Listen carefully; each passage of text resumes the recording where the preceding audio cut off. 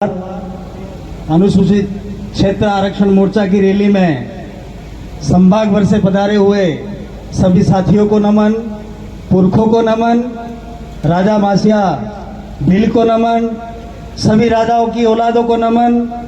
मुझे जो टॉपिक दिया गया है उस टॉपिक के बारे में ही बात करूंगा। सभी वक्ताओं ने अपनी बात रख दी है। मैं आदिवासी परिवार का संघर्ष कहां से शुरू हुआ उसके बारे में आपके बीच में बात रखना चाहूंगा।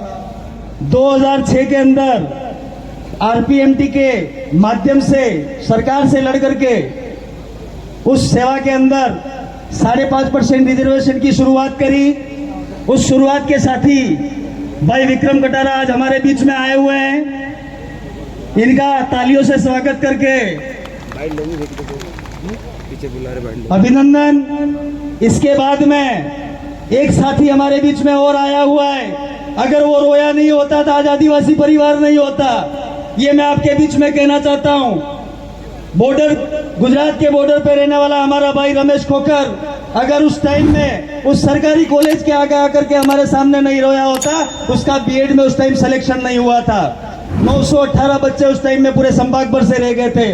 उस टाइम शुरू होता है आदिवासी परिवार का संघर्ष। उस टाइम के तत्कालीन साथी वर्धा से मोहन भाई रोध, भाई राजेश कोटेड़, नारायण कटारा, विक्रम का नाम ले लिया, ऐसे ऐसे कई साथियों ने संघर्ष शुरू किया। उस टाइम में बचपन में एक काम शुरू हुआ, लगता नहीं था ये काम होगा।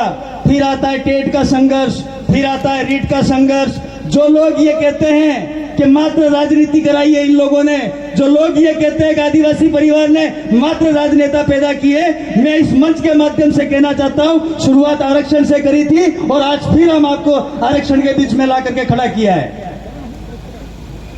रीट टेट की बात हो गई, उसके बाद में नींव रखी जाती है 45% की। जो साथी आज नहीं आए समुदाय में, जो जिंदा है वो यहां चल करके आए हैं, वरना लाशें तो बाजारों में बहुत घूम रही है। ये मैं कहना चाहता हूं। आरक्षण की जहां तक बात आती है, 45% के कार्रवाई में लगता नहीं था ये सरकार देगी।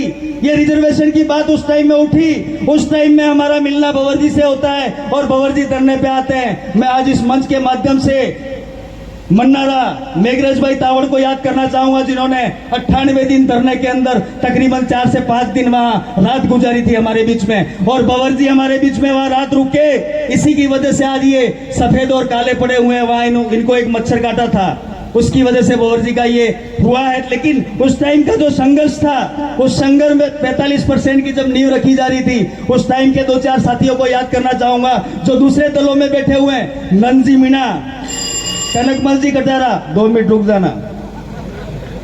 संघर्ष की कहानी सुना रहा हूं, हो सकता है 5 मिनट और ज्यादा भी हो जाए, कोई जरूरी नहीं है। नंजी मीणा को याद करना चाहता हूं। इसी मंच पे मैं कनकमल कटारा को याद करना चाहता हूं, जिसने 45% की नींव को रखा। हमें उन साथियों को नहीं भूलना है। मैं सोमालाल कोटेड़ साहब को याद करना चाहता हूं। मैं शंकर जी कटारा को याद करना चाहता हूं, जो हमारे सामाजिक गुरु हैं दादा के, और हमने वहां से संघर्ष शुरू किया है। जो लोग कहते थे आरक्षण की बात नहीं करेंगे, आज फिर से आरक्षण की बात शुरू हुई है। जैसे आज यहाँ पर आए हो, वैसे सभी जिलों पे हमको कार्यक्रम करना है और जाकर के इस सरकार से 12 का 6.5% रिजर्वेशन लेना है प्रशासनिक सेवाओं में और सब में।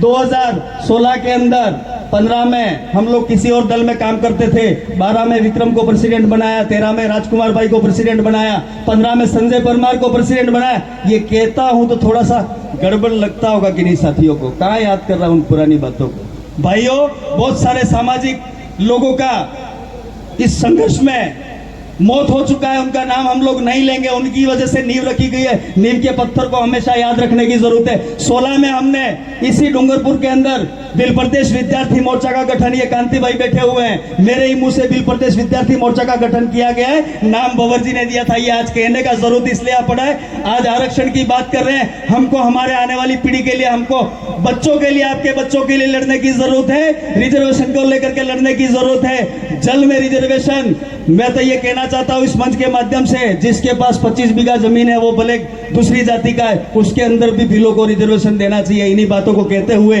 आप सबकी जय। फिर बात करेंगे, फिर मिलेंगे, फिर समाज की हक लड़ाई में सब एक साथ खड़े रहेंगे। धन्यवाद। जय जोहार, जय आदिवासी, जय भील।